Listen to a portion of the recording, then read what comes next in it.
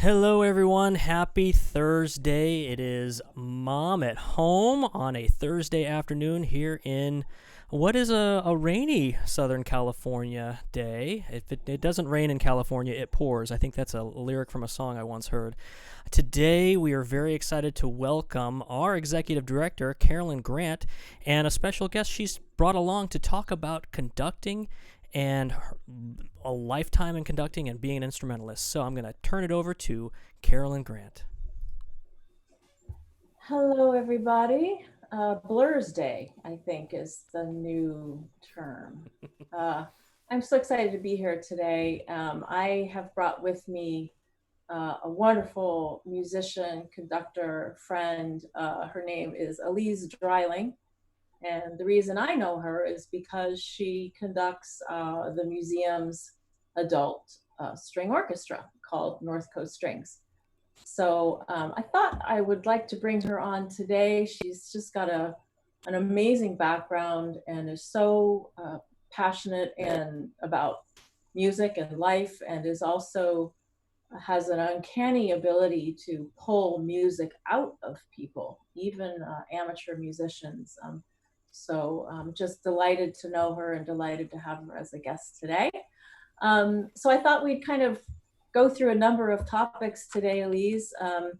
Talk a little bit about your life, then talk a little bit about your musicianship, your conducting, your education, and then maybe round out our time together talking about the unique nature of our orchestra and what you're doing to bring music into the lives of so many people in a unique way.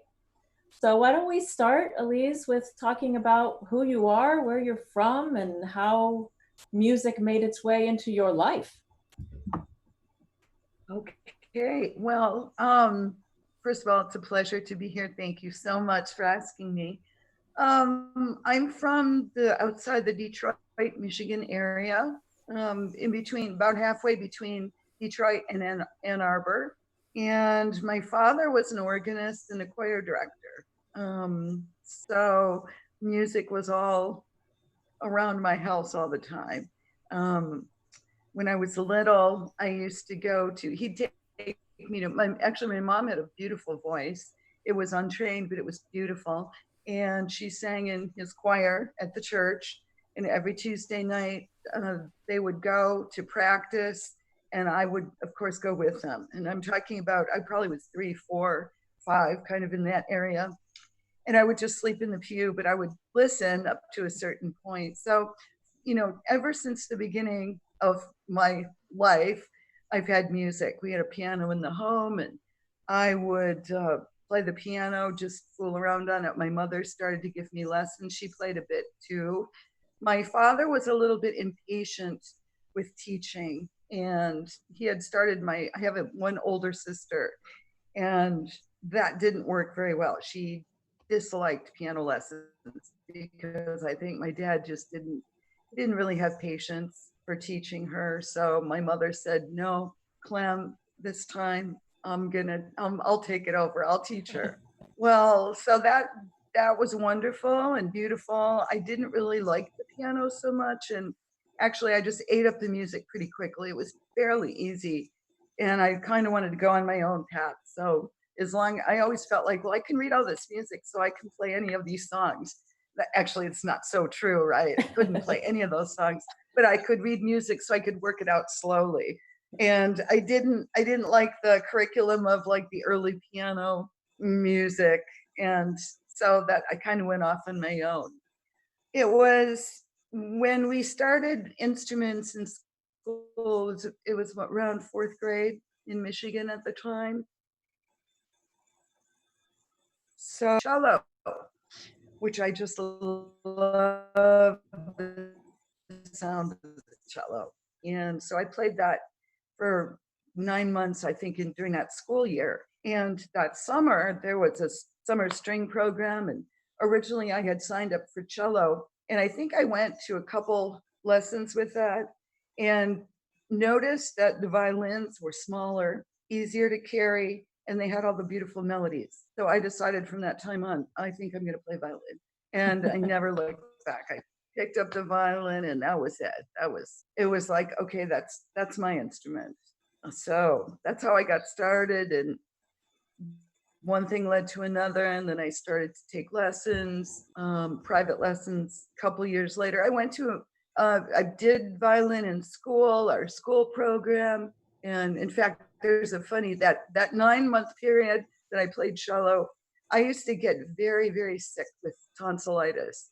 It used to be a reoccurring thing that I would get, and I remember my first little recital, which was on cello. I had a fever of 104, and I still went and played that little concert at my elementary school, little recital. All the kids were doing something. I played. You were a professional musician. You were a professional musician from the get-go. The show must go on. The show must go on. That's right. I mean, I think I begged my parents do it, so I went and did it. Well, do you just speaking about choosing? Anyway, after some summer program.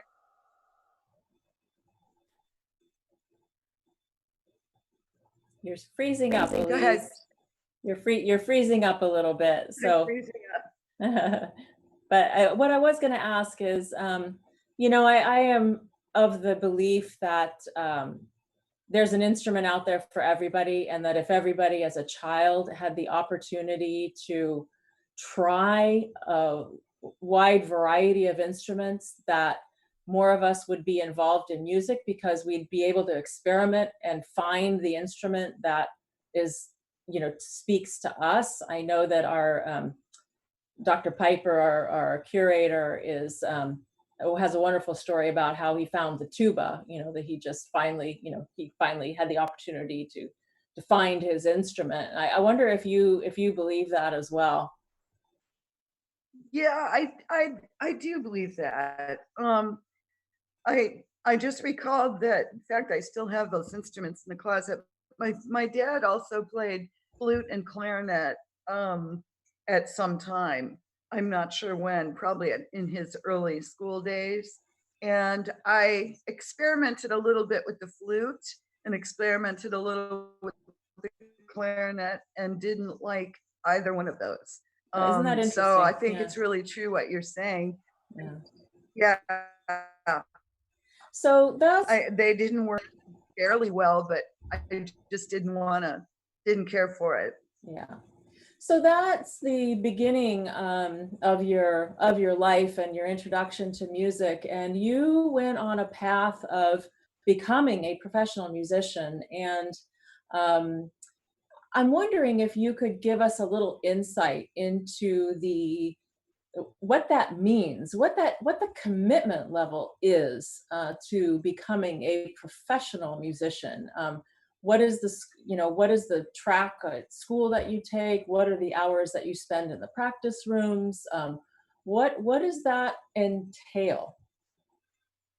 So shortly after I changed to the violin, I had the opportunity to study with a master teacher, Misha Mishakov, who was the concertmaster for Toscanini and the NBC Orchestra. And his last post was concertmaster of the Detroit Symphony. So I was able to go and study with him. So in my high school days, since I had already known that that's what I wanted to do, I knew that I had to practice a lot. And I would honestly get up at 4 o'clock in the morning and practice a couple hours before I went to high school, just because I found that I was really tired. When I came home, I had to do homework, and it just got in the way. And I'm a morning person anyway. So for me, that worked really well. I'd practice a couple hours in the morning, go to school, come home, and then practice another couple hours then. But it really takes that sort of a time commitment. And of course, after that, graduating from high school, then, you know, it's all preparation for auditioning to go to college, where you're going to go. And I had auditions scheduled. And of course, there it's like I upped my practicing from 4 hours a day to about 6 hours a day. And luckily, as many of us do, our last year in high school, we nearly have all the credits out of the way. So you have a lot of free time. And that was good at that time because that was the audition year. Once I got to college, I tried to practice 3 or 4 hours a day. Sometimes I was lazy because there was a lot of stuff to do, a lot of everything with the classes. And honestly, I thought I would have more time and just devote it to music. But because I went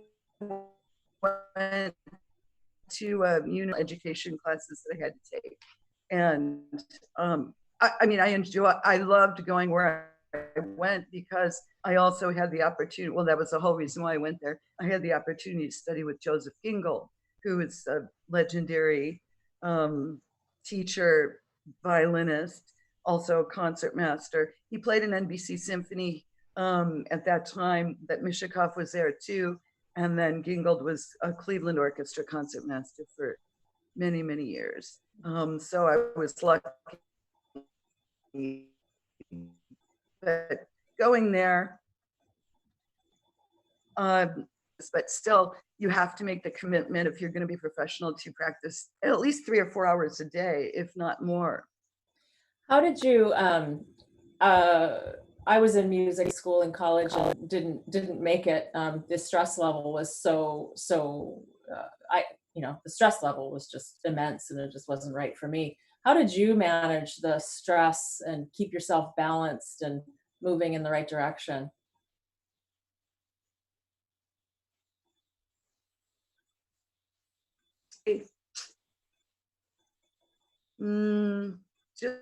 Just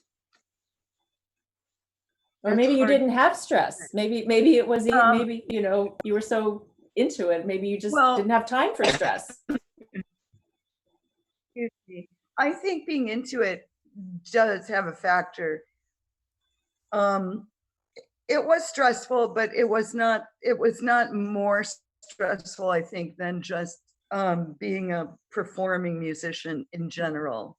Already back in high school, I was concertmaster of my youth orchestra, and all those things where you kind of get used to that amount of pressure, that you always want to play your best, and you always want to try to be prepared. And so I think that was good preparation for everything to follow. We have a question here from one of our viewers. And so before we move on to talking about your life as a professional musician, he'd like to know if listening to the choir as a child gave your ear good training. Do you think that had anything to do with your ear? I think it could have. Yes, definitely. Yeah, cool. Kind of gets ingrained in your brain's pathways at an early age when you get exposed to that type of right so much music. Definitely listening to music, and then also probably experiencing my father rehearsing a choir. And even though I wouldn't be able to know, like, oh, what is he doing with intonation and adjusting sections and going over, but still it kind of gets in your subconscious, I think. Yeah. So, so you went through your formative years, you got all of this amazing training and the opportunity to study with such masters. And then you finish your training, your formal training, I guess, and you head out into the world was it always, you were heading out to be a professional musician, and how did that take off for you, or how did you navigate that and make a living and all of that? So at some of us, our last year at when we were seniors ready to graduate, Mr. Gingold had chose 4 or 5 musicians that would go to Knoxville Symphony as kind of members that would go and sort of they hired us to come in, and play in the orchestra for their concerts. So after doing that, then I was offered a chance to come to Knoxville Symphony and be concertmaster there for that following year. So I left, and it was ironic too, because that summer before that season would start, that summer was the year that the World's Fair was in Knoxville. And so I ended up going from Bloomington, Indiana, which was school, with $7 in my pocket, in my little car that I had, and a trunk of clothes. And I moved from there and went to Knoxville and got a job at the World's Fair playing 3 shows. It was 3 shows every day in the pit for an Opryland show, because they had a 45-minute Opryland show. It was enormously fun. It was really fun. But I did that because the symphony then didn't start until that following fall. So it was all during that summer that I played this Opryland show. It was just it was a hoot. It was great.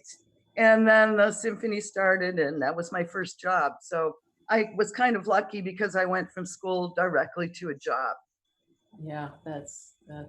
And then how did you end up in the San Diego area? Because you've been here, you've been in the San Diego area for a while, I believe. Yeah, for a long while, actually. So the conductor of that Knoxville Symphony,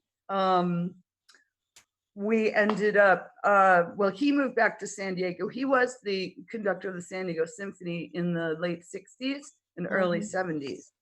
So he moved back to San Diego, left the Knoxville job, and moved back to start an international orchestra at the United States International University, USIU.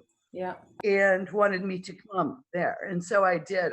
I played he was there probably for 5 of the 7 seasons. I think I was with Knoxville Symphony 6 or 7 seasons. But anyway, I stayed there 1 more season, and then I came to join him in San Diego. And we were a couple at that time. And so that's how I came to San Diego. Oh, great. And stayed ever since. I mean, it's been a long time. Let's see, 80, I believe I came in 88. Oh boy, San Diego is so lucky to have you. You've done a lot since you've been here. So you've obviously lived a wonderful life as a professional musician.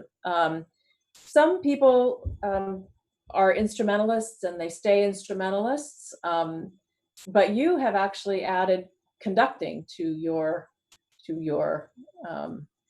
life. Not everyone does that. And conducting is a whole art unto itself. It's not, you don't just pick up a baton and know how to conduct. So how did that come about? And I'm just so curious to hear your thoughts on being an instrumentalist. How is being a conductor and being an instrumentalist, how are they? I know they're vastly different, but how are they different, and how do you experience them differently?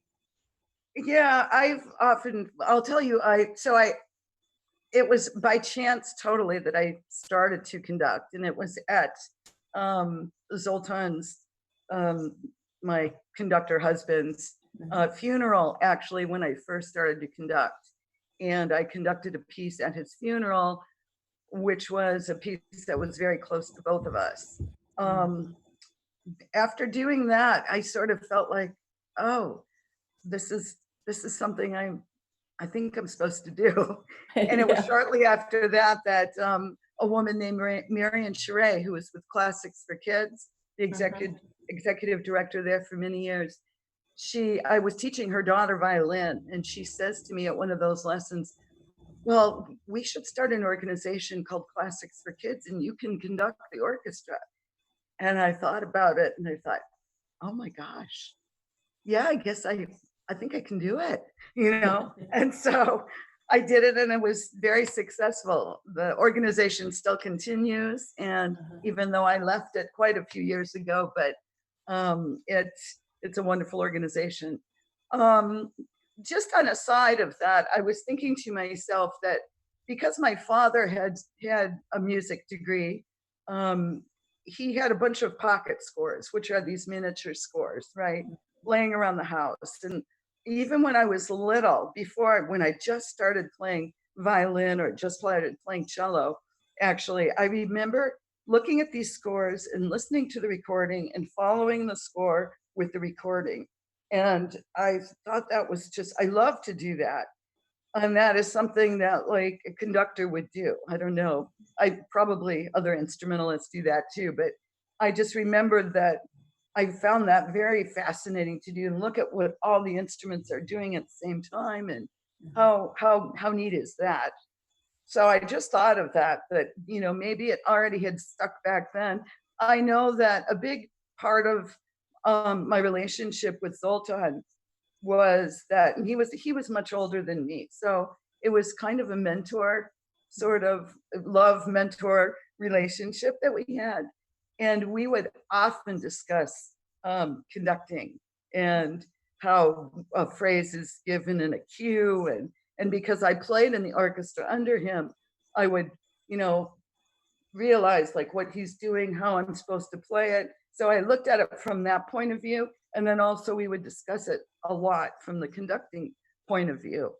So there's always been that interest for me, but it was never something that I thought, oh, I'm going to pursue this until, you know, all those opportunities just came in my lap. And then I started to think, okay, I'm going to pursue it because. And how is the experience? How do you experience? Here's the question. How is the experience of music different as an instrumentalist versus a conductor?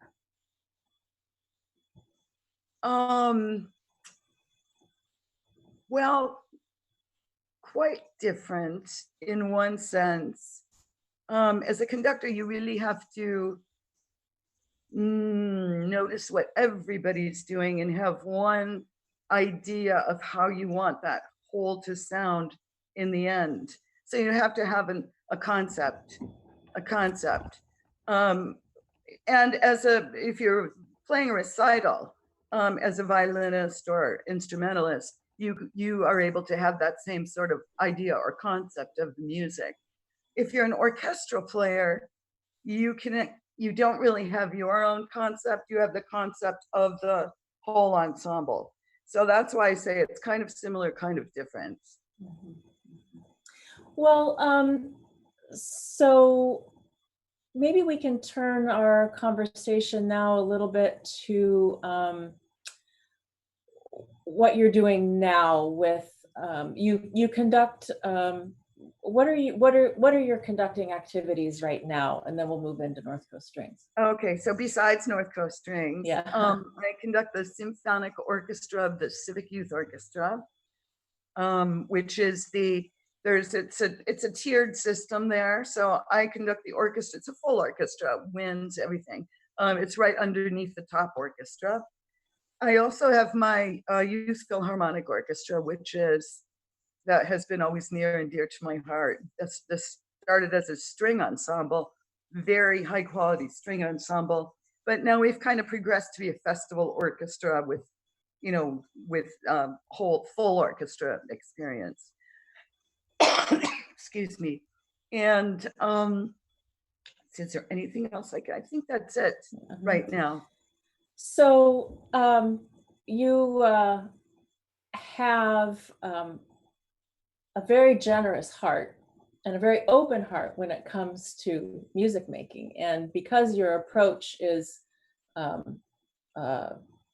non-judgmental with the adult amateur, you have a wonderful role with the museum as the conductor of our adult amateur orchestra that I mentioned before, called North Coast Strings.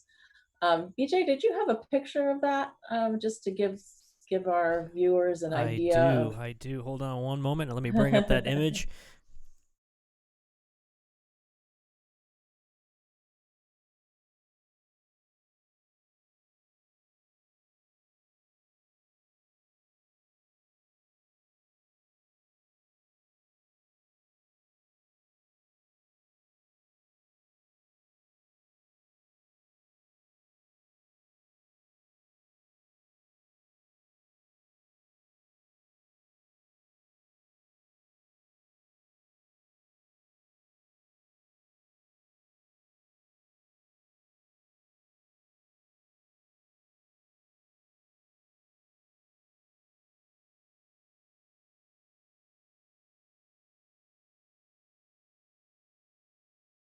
is that 12 years later, we are about 60 or 70 people strong.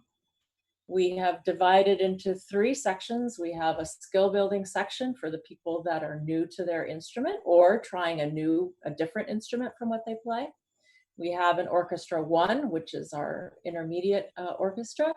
And then we have our North Coast Strings Orchestra. We are now at the level, after all these years of playing, where the North Coast Strings Orchestra is actually going to play for the very first time a Beethoven symphony. So we're working on Beethoven's first. Working with an adult orchestra is very different. And I have a question here from one of our viewers that ties into this. And how is learning an instrument as an adult different from learning when you're a child? It is very different, this experience of music as an adult. What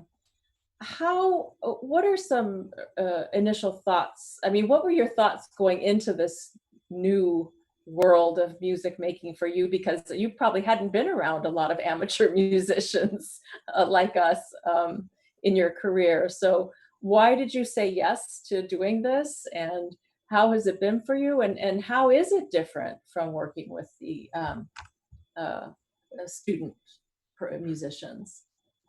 Well, I have to say that it's a wonderful and marvelous experience to work with adults and adult amateurs. How it is different from students, I think the adult amateurs are more appreciative of every single thing. And I know that they're much more not taking anything for granted as far as every single thing that they're doing or they're playing. And of course, we all, when we're young, it's a different mindset. We're in a hurry, we're impatient.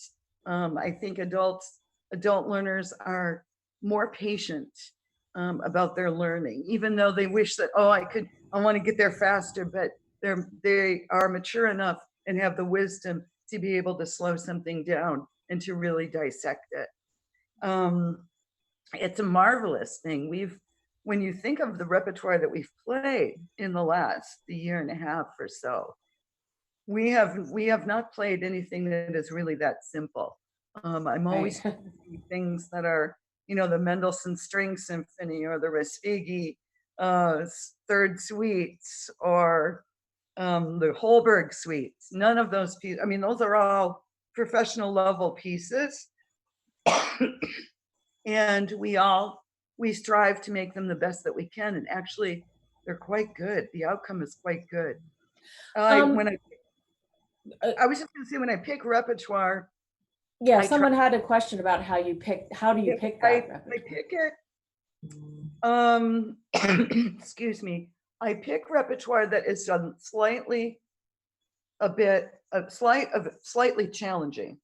Okay, so in other words, it's a little bit more than everybody's level, but just a little bit more, not to the point of being frustrating, I don't think, but to the point where I'll listen to some, I'll say, okay, I think we can do that. I've heard some pieces and I know quite a bit of repertoire, but when I'm learning to find something new, I'll listen to repertoire. If I hear a bunch of things that are very high for the first violin, or I'm not afraid of rhythm as much. I know that we can do the rhythm. That's not a problem. We've always been able to do the rhythm. But if I hear very technical passages, especially for the first violin section or the second violin section, then I know that's not quite ready for us yet. It could have a little bit demanding high notes, but not the whole thing very much. Okay, so, but I really am a strong believer that if you give, and this is if it's adults, if it's kids or whatever age, if you give them something, they will rise to the occasion. They just will. And I think that's just true of all human beings. If you give something, they'll rise to it. North Coast Strings has certainly rose to every single thing that we've done in a pretty amazing way, I have to say.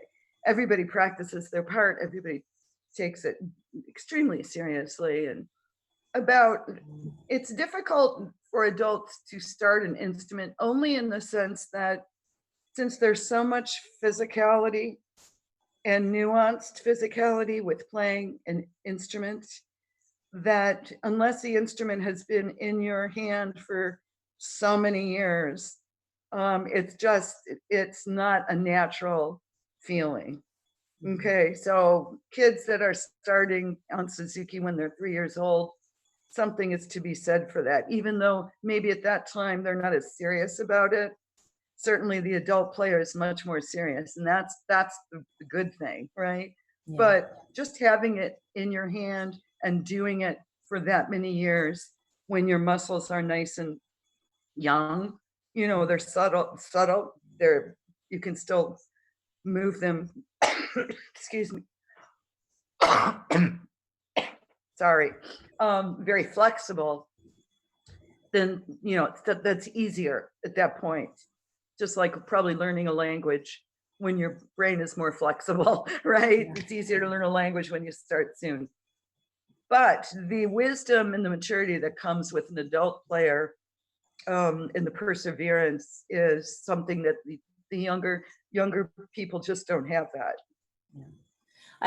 I often wonder if I'm not sure that professional musicians understand just how appreciative the amateur musician is of having an opportunity to play with others.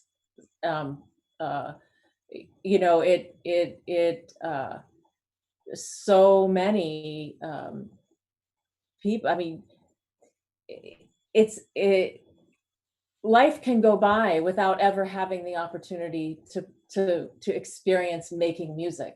And so when we actually get the opportunity to do that, even if it's as an adult, even if we're never going to be professionals and all of that, it's a deep experience and transformative. And so I always want to let professional musicians know that letting us have a glimpse into that world is deeply appreciated. From the other point of view, let me also say that as a professional musician, we get so into our tunnel vision. And because we're under the pressure of having to, make money at what we're doing, we don't often see the side of, we don't often all the time see the side of enjoyment like you do. And for us, it's just as important to be able to put ourselves back there and say, oh yeah, that's why I'm actually doing this, because of this love of making music and sharing that with others. And so it's good for us. It's good for us too, because it really brings us back to why we're doing it in the first place. How interesting. See, I never would have thought that as a professional musician, how could, that you would ever, anyway, that's just interesting. Well, anything that you do professionally or that you are under constant, well, especially with a professional musician, it's hard. It's a hard life, right? Yeah. So you're focused. Sometimes it's definitely work, even though it's wonderful work, it still is work. So there's a lot of things that maybe we don't really want to do, or go out of the house someday to do such and such, but we still have to do it because that's our profession. Right. So, but being in contact with the amateur musician who is not under that pressure to do it for their livelihood, Yeah. to come back into focus with why we did it in the first place. Yeah. Oh, interesting. So it's kind of a nice symbiotic kind of relationship. Absolutely. There. Yeah. Absolutely. So we're transitioning our North Coast Strings temporarily to an online format.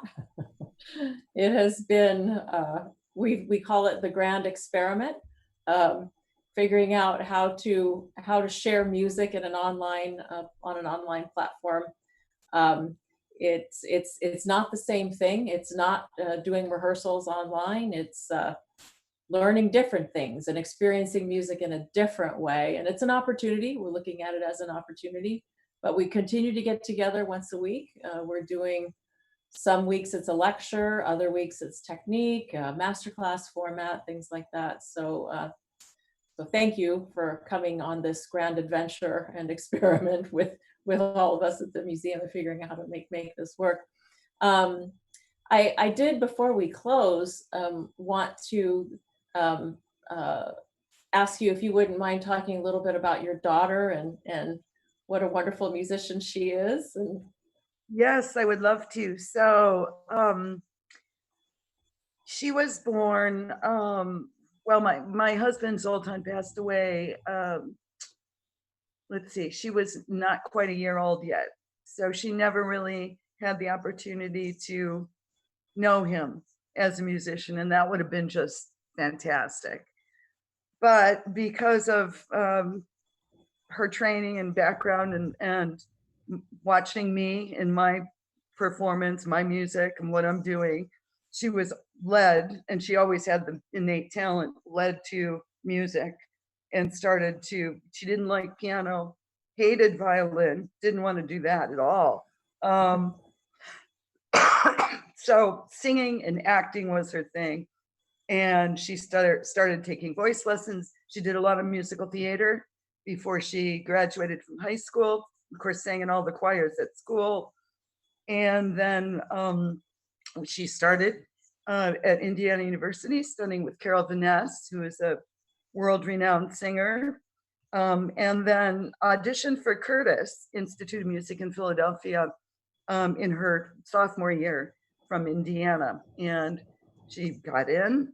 And so she ended up transferring to Curtis, which is a very small, very elite school.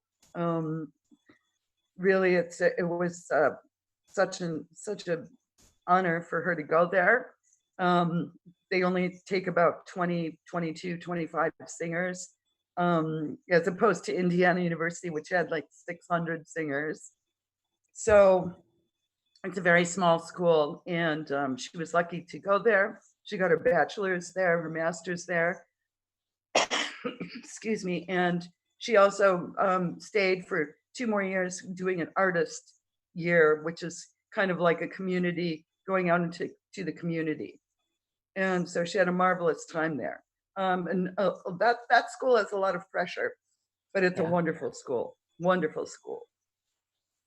I'm sorry, I'm coughing. I'm not sick. I'm dry from talking. yeah. Wonderful. Well, thank you. I guess in closing, would you, back to the adult musician, would you have any tips for people learning an instrument later in life? I mean, what would be some ways to approach an instrument as an adult? I think one of the main things that you really want to think about is getting a good teacher to kind of guide you through. That's really important. Doing it on your own is difficult because there's so many things to learn, and it just goes faster if you have a teacher to really guide you and direct you. And getting involved in something like North Coast Strings, like starting at the beginning group and just going there, just put yourself into it, do it, and then you'll see that you'll get better and better. And you know, that's really the best way to do it, is just decide that you always wanted to do it and take it by the horns and do it. Put yourself in there. Don't be shy about it. That's the thing. Don't be shy about it. Just do it. Wonderful. Well, gosh, Alyze, I'll give your voice a break, and thank you so much for joining us today. Thank you for everything that you have done and continue to do for our orchestra and for bringing the music into our lives. Let's see, make sure I don't have any. Oh yeah, we covered that question. So anyway, I hope that that we can get back to our Tuesday night in-person rehearsals sometime soon, and continue our work on Beethoven and a number of other pieces that we're working on. And if you're tuning in here, and if you're local, we hope that you'll visit our page on our website and come see us in concert at some future date. Thank you. All right. Thank you, Alyze. Thank you, Carolyn. That was a wonderful presentation. I learned so much. So one last question. I'm sorry, I forgot to pass this along to Carolyn for you, Alyze. What does your daughter sing?